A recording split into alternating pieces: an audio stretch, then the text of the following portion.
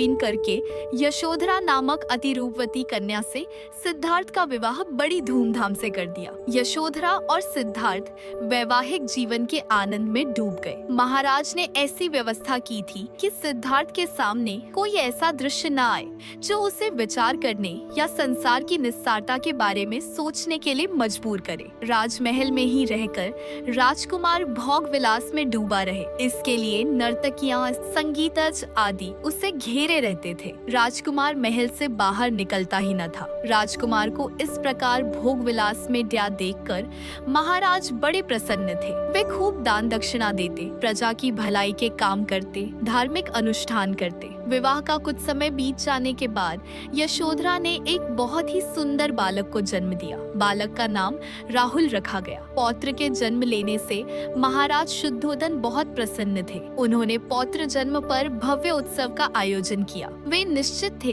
कि अब सिद्धार्थ पुत्र प्रेम में पड़कर महलों से जाने का विचार नहीं करेगा। सिद्धार्थ का भ्रमण राजमहल से बाहर नगर में एक सुंदर उद्यान था, जिसमें प्रकृति का सौंदर्य बिखरा पड़ा था। रंग बिरंगे कमलों से भरे सरोवर थे, फल फूलों से लदे वृक्ष थे जिन पर पक्षी चहचहाते रहते थे। राजकुमार ने जब उस उद्यान के बारे में सुना तो एक दिन उसने उसे देखने की इच्छा प्रकट की। उसने पिता से उद्यान की सैर करने जाने के लिए अनुमति मांगी। राजा ने अनुमति दे दी, किंतु उन्हें महर्षि असित की भविष्यवाणी भी याद थी। उन्होंने तुरंत अपने सेवकों को आदेश दिया कि ऐसी व्यवस्था की जाए कि राजकुमार को मार्ग में कोई रोगी या वृद्ध न दिखाई दे। रास्ते में दिखाई देने वाला सब कुछ सुंदर और आनंदप्रद हो। राजा के आदेश का बड़े ध्यान से पालन किया गया। राजमहल से उद्यान तक के रास्ते को सुंदर ढंग से सजाया गया। रास्ते से पीड़ित, रोगी या वृद्ध व्यक्तियों को हटा दिया गया। राजकुमार सिद्धार्थ अपने कुछ मित्रों के साथ राजमहल के पूर्वी द्वार से बाहर निकला। यह रत्न जड़ित सुसज्जित रथ पर सवार था, जिसे 4 शानदार घोड़े खींच रहे थे। राजकुमार के दर्शन के लिए स्वर्गीय पुरुष और बच्चे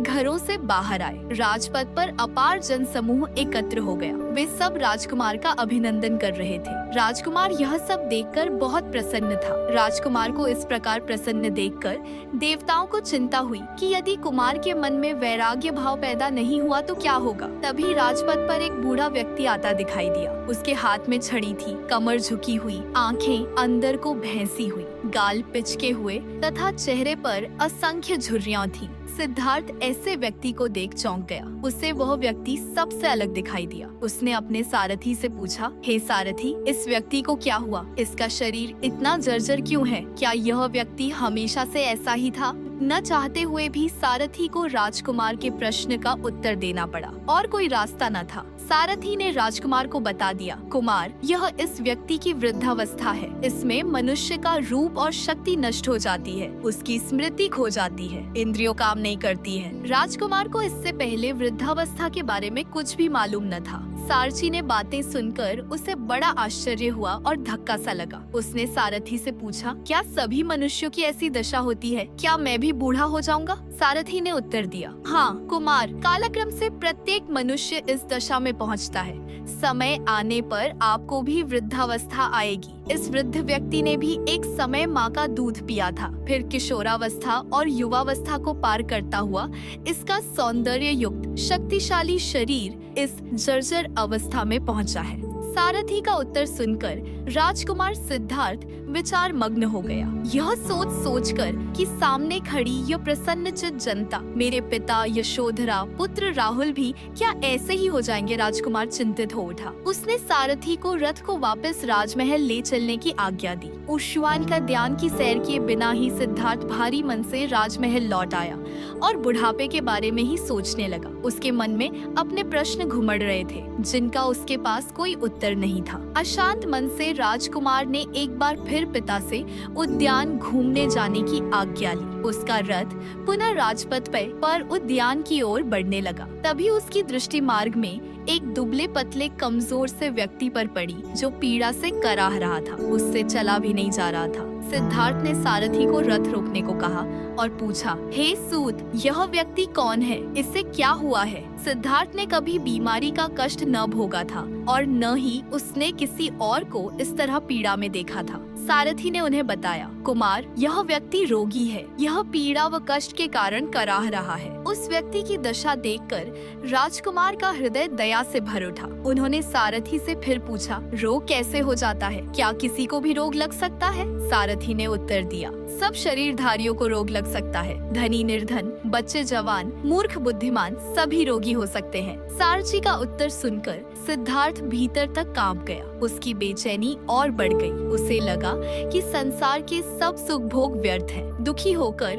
उसने सारथी को वापस राजमहल चलने को कहा। राजमहल लौटकर भी राजकुमार बुढ़ापे और रोग के विषय में ही सोचता रहा। वह जितना सोचता उसकी चिंता और भय बढ़ता ही जाता। महाराज शुद्धोधन को जब कुमार के 2 बार दुखी मन से लौटने की सूचना मिली तो वे चिंतित हो उठे। उन्होंने सारथी को बुलाकर इसका कारण पूछा। सारथी ने सारा वृत्तांत कह सुनाया। महर्षि असित की भविष्यवाणी के भय से महाराज ने अपने अधिकारियों को इतनी सावधानी बरतने के आदेश दिए थे। उनके प्रयत्नों के असफल हो जाने पर महाराज को लगा कि शायद यही नियति को मंजूर है। इसी कारण उन्होंने अपने क्रोध के बावजूद अधिकारियों को असफलता पर उन्हें दंडित नहीं किया। राजकुमार को किस प्रकार सांसारिक सुखों में लिप्त रखा जा सकता है, इस विषय पर महाराज ने अपने मंत्रियों से विचार विमर्श किया। उनकी सलाह से महाराज ने राजमहल के अंतःपुर में आमोद प्रमोद और भोग विलास की और अच्छी व्यवस्था करा दी, ताकि राजकुमार उनमें डूबकर महल छोड़कर कहीं और चले जाने का विचार छोड़ दे।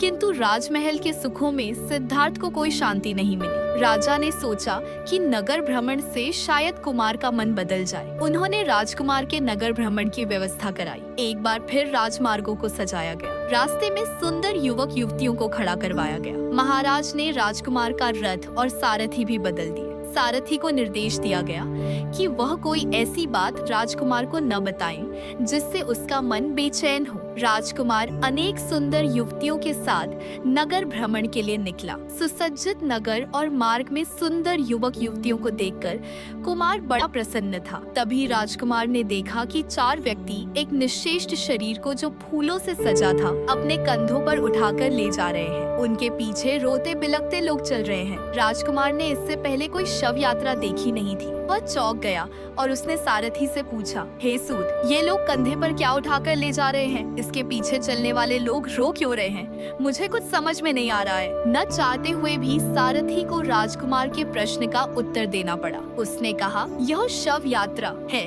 अर्थों पर लेटा व्यक्ति मर गया है। उसकी सभी शारीरिक चेष्टाएं, चेतना, बुद्धि समाप्त हो चुकी है। अब उसे दाह क्रिया के लिए ले जाया जा रहा है। जिसे लाड प्यार से पाल पीस कर बड़ा किया गया था, आज वह जलकर राख की देरी रह जाएगा। उससे बिछुड़ने के शोक में ही वे लोग रो रहे हैं। सारथी के उत्तर से राजकुमार बेचैन हो उठा। उसने पुनः प्रश्न किया, क्या इसी व्यक्ति की मृत्यु हुई है या सभी का ऐसा ही अंत होता है? सारथी ने कहा, जो भी पैदा होता है उसे किसी न किसी दिन मरना पड़ता है। हर जीवन का अंत होता है। सभी प्राणी नाशवान हैं। सारथी की बातें सुनकर राजकुमार गहरी सोच में पड़ गया। मृत्यु के भयानक सत्य ने उसे भयभीत कर दिया। उसने सारथी से कहा, हे सारथी, राजमहल लौट चली, यह जानकर कि एक दिन हम मृत्यु को प्राप्त होंगे। कोई कैसे सुख की कल्पना कर सकता है? यदि इसी तरह जीवन का अंत होना है तो यह सारा संसार मिथ्या है। यह जैसा दिखता है वैसा है नहीं। सारथी को राजा की आज्ञा याद थी,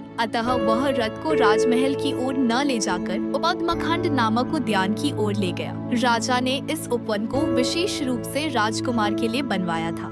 सारा उपवन नंदन कानन जैसा सुंदर था। फल फूलों से लदे वृक्ष, उन पर चहकते पक्षी, सरोवरों में खिले कमल, पक्षियों का मधुर संगीत किसी भी व्यक्ति के चित्त को शांत कर देता था। पर सिद्धार्थ पर इन सब का कोई प्रभाव नहीं हुआ। महाराज शुद्धोधन के आदेश से उपवन में रूप, गुण, यौवन संपन्न तथा विभिन्न कलाओं में निपुण युवतियों को रखा गया था, जो राजकुमार को अपने हाव भावों से रिझाने का प्रयास करने लगी। परंतु सिद्धार्थ का अपने आसपास बिखरे सौंदर्य की ओर ध्यान ही न था। वह तो गहन गंभीर विचारों में डूबा उन युवतियों के क्षणभंगुर सौंदर्य और जीवन के चारे में सोच रहा था। मंत्री पुत्र उदाई सिद्धार्थ का मित्र था। सिद्धार्थ को इस प्रकार उदास और विचार मग्न देखकर उसने सिद्धार्थ को समझाया, क्या बात है कुमार, तुम्हारा ध्यान कहाँ है? तुम यौवन और सौंदर्य को क्यों ठुकरा रहे हो? हर प्राणी को इन्हें भोगना होता है। सिद्धार्थ ने गंभीर वाणी में उत्तर दिया, मित्र, मैं इन्हें ठुकरा नहीं रहा हूँ, किंतु यह जानकर